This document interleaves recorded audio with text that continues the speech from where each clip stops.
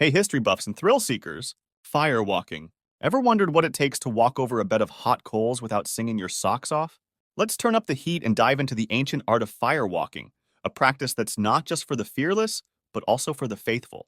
Originating from traditions across the globe, from the mystical lands of India to the sunny shores of Greece, firewalking has been a symbol of purification, healing, and proof of individual strength. Picture this: a long path of burning embers, glowing under the moonlight, and a line of people ready to test their mettle, or should I say, their metatarsals. Now you might think to yourself, is this a barbecue gone wrong? Nope. It's an intensely spiritual ordeal where participants prove their courage and cleanse their souls by literally taking the heat. In many cultures, stepping onto those fiery coals is believed to burn away the bad mojo, leaving the walker purified and ready to tackle life's challenges. So, how do they do it without turning their feet into toast? Well, it's all about the technique, quick steps, no pausing, and perhaps a bit of divine protection. Science also chips in with the explanation that the short contact time and the low heat capacity of wood ash help prevent burns. But let's be real, it's probably not something to try at your next camping trip unless you've got a deity on speed dial. So next time you're feeling bogged down by life, maybe just stick to metaphorically walking through fire, unless you're ready to join the ranks of the ancient firewalkers. Sky burials. We're heading over to the mountainous terrains of Tibet, where the dead don't rest underground. Nope, they go out with a view, and I mean a real top-of-the-world experience. Welcome to the mysterious and awe-inspiring ritual of sky burials. Forget about your standard coffins and graveyards. Tibetans have a unique way of sending off their loved ones. The body is taken up high into the mountains to be offered to the birds. Yes, you heard right, vultures. This isn't your typical bird-watching session. It's what you might call extreme recycling. Now, why on earth, or should I say above the earth, would someone choose to do this?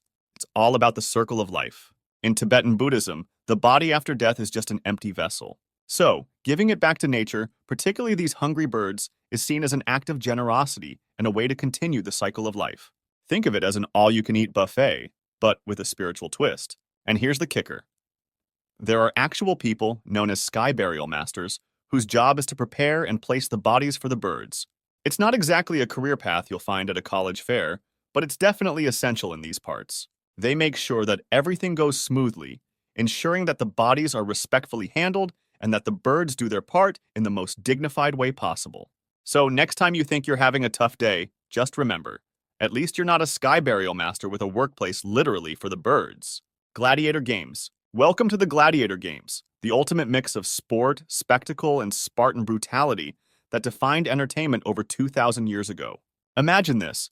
You're an ancient Roman with a ticket to the Colosseum. No popcorn included, just a lot of dust and sun. You're not there to see a concert or a play. You're there to watch armored men fight against each other, or wild animals until the sand of the arena is painted in, well, let's call it defeat. Gladiators were often slaves, prisoners of war, or the boldest of volunteers looking to win glory and perhaps freedom. Each fight was a narrative filled with drama, skill, and a sprinkle of politics. And the crowd loved playing judge, jury, and sometimes executioner with a simple thumbs up or thumbs down.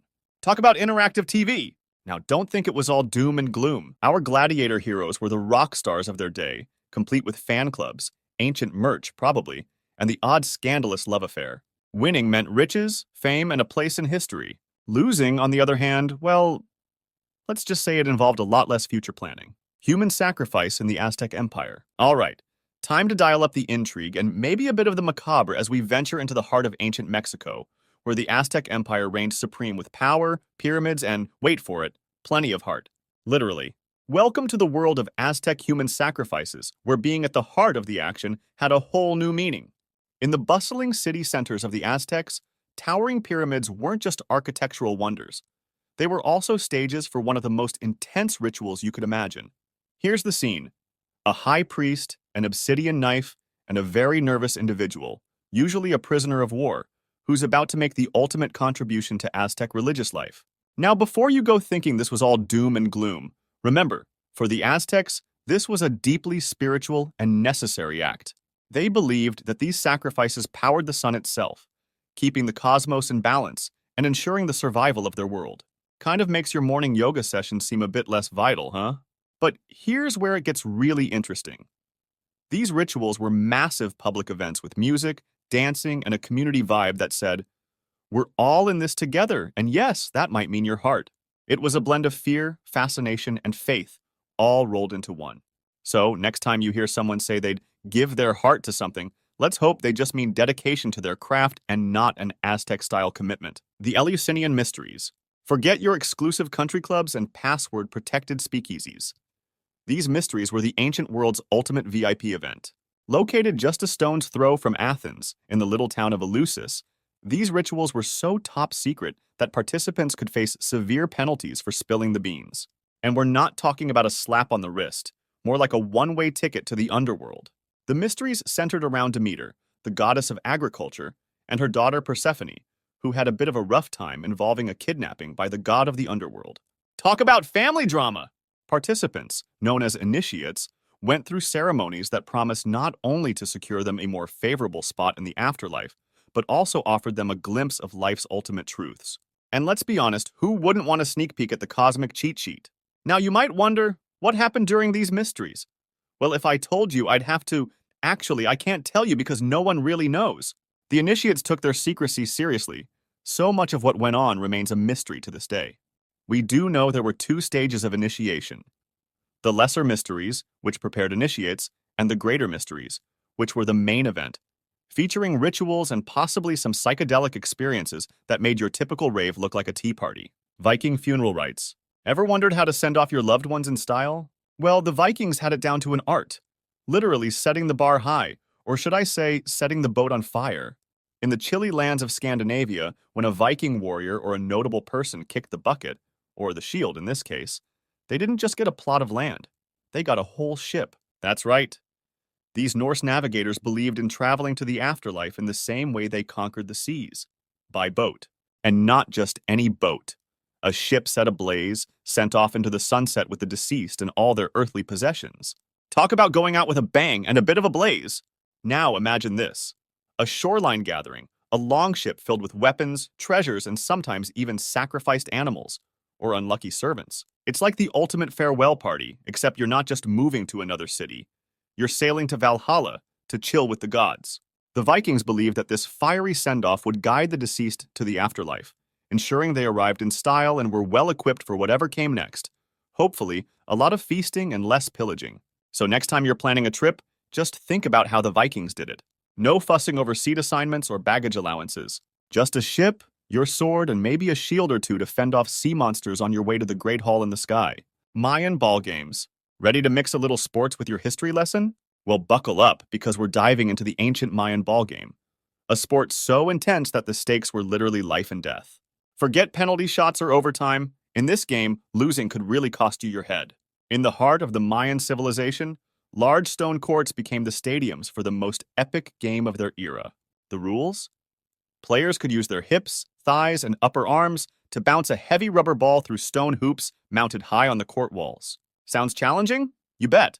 Now imagine doing all that without your hands or feet touching the ball.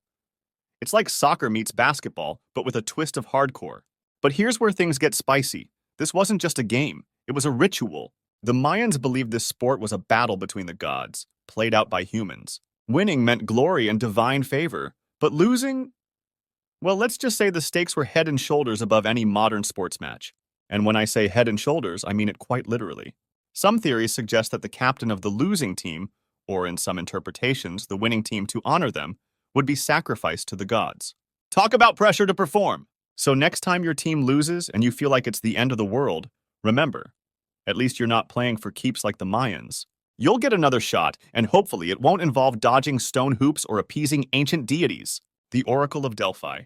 Nestled on the slopes of Mount Parnassus, the Temple of Apollo at Delphi was more than just a scenic spot. It was the go-to place for guidance, where the Pythia, a priestess so in demand she could have been the ancient world's version of a celebrity psychic, delivered her cryptic predictions. Seated on a tripod and inhaling earthy vapors that rose from a chasm beneath the temple, she'd enter a trance and speak prophecies that were often as enigmatic as they were important. Here's a fun fact. The Pythia's advice was so sought after that even the wisest of the wise, like good old Socrates, were told off-the-wall things. For instance, when told he was the wisest man alive, he probably scratched his head and wondered if the fumes were a bit too strong that day. The catch with the oracle's prophecies? They were notoriously vague. It was like getting a fortune cookie that said, "You will go on a journey," right before tripping over your sandals.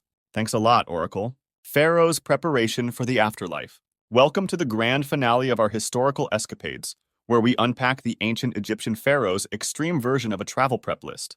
If you thought packing for a weekend getaway was intense, just wait until you see how the Egyptians geared up for the ultimate journey, their trip to the afterlife. Let's step into the sandals of a pharaoh, the rock stars of the Nile, whose afterlife expectations were nothing short of lavish. It wasn't enough to just be mummified, which, by the way, involves removing your organs and drying you out like a piece of jerky. Talk about a spa day gone wrong. Oh no, these rulers also packed their tombs with all the essentials: gold, food, furniture, and even their cherished pets. It's like they were preparing for an eternal Airbnb stay, minus the Wi-Fi. And talk about security deposits. These tombs were decked out with spells, curses, and booby traps to keep tomb raiders at bay. Imagine setting up home security systems that included curses that promised a swarm of scorpions or a bout of eternal leprosy. Definitely more intense than your typical "beware of dog" sign. So, next time you're stuffing your suitcase and complaining about airline baggage limits, just be thankful you're not trying to fit a chariot and a couple of stone statues in your carry-on.